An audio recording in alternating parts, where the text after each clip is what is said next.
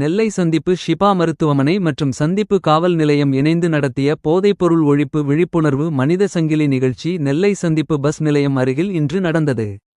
நெல்லை சந்திப்பு சரக துணை காவல் ஆணையர் அஜய் குமார் பங்கேற்று மனித சங்கிலி நிகழ்ச்சியை தொடங்கி வைத்து பேசினார்.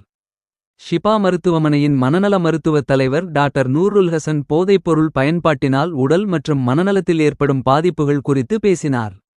நிகழ்ச்சியில் சந்திப்பு குற்றப்பிரிவு இன்ஸ்பெக்டர் கனகராஜ், சப் இன்ஸ்பெக்டர் சோலப்பன், ஷிபா மருத்துவமனை மருத்துவக் கண்காணிப்பாளர் டாக்டர் அகமது யூசுப் ஆகியோர் முன்னிலை வகித்தனர்.